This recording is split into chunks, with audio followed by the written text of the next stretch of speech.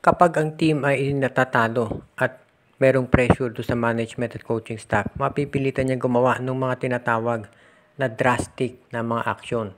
At mukhang ganyan daw ang gustong gawin ngayon itong Magnolia Chicken Templados. At ang balita ay willing na raw silang i-trade ang 6'10 na si James Laput dito sa Raynor Shine Elasto Painters kapalit nitong si Keith Datu.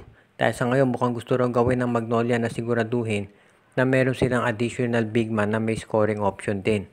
Sa ngayon masasabi naman natin na fair trade yan. Ito si Datu siguro mas magaling offensively kaysa dito kay James Laput. Pero alam din natin na si James Laput 6'10 yan at mapapakinabangan yan nitong Rain or Shine Elasto Painters. So tignan natin kung papayag ang Rain or Shine sa ganyang klaseng trade.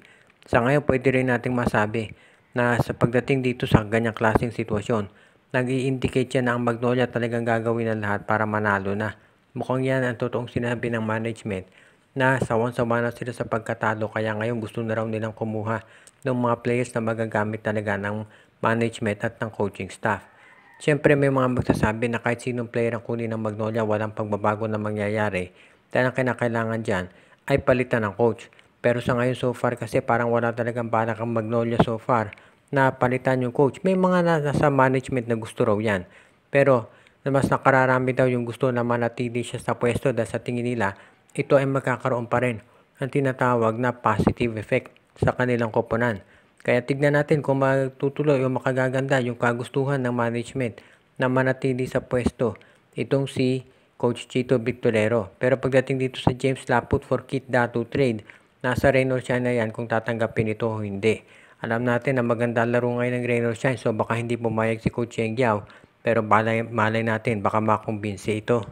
Ang balita naman natin ngayon tungkol dito sa Blackwater Bossing pagkatapos silang tambakan doon sa kanilang first game. May mga nagsasabi na baka papalitan na ito si Jeffrey Carriazo.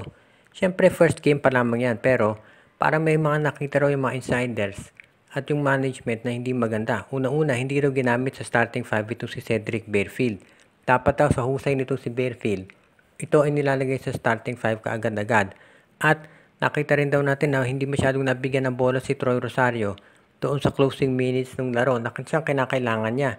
At itong iba mga guards ng Blackwater na maganda ang performance hindi masyadong ginagamit. So parang hindi rin maganda yung shuffling ng tao nito si Jeffrey Carriazo. At yan ang dahilan kung ba't sa tingin nila ay dapat na itong palitan. Marami nga nagulat bakit ito si Barefield halos very late ng first quarter tsaka pinasok. Hindi ka agad-agad ginamit. Kaya marami nagsabi na dapat itong si Barefield ay gamitin ka agad-agad nasa starting 5 na yan. Dahil ito ay mahusay na player. Bakit ang ilalagay mo dyan si Kib Montalvo?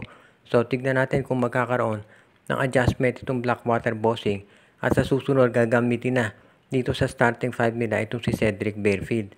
Alam natin kung gaano kahusay ang nasabing player. Medyo nag-struggle to ito doon sa first game niya pagdating sa percentage. Pero nakita natin kung ano ang kaya nitong gawin. Kaya hindi na ako magugulat kung ito si Cedric Barefield sa susunod na game ng Blackwater nasa starting 5 na. Pero kung sakaling hindi pa rin yan nilagay sa starting 5, may problema talaga ito si Jeffrey Carriazo, sabi ng mga insiders. Dahil dapat mas bagay talaga na nasa starting 5 itong si Cedric Barefield.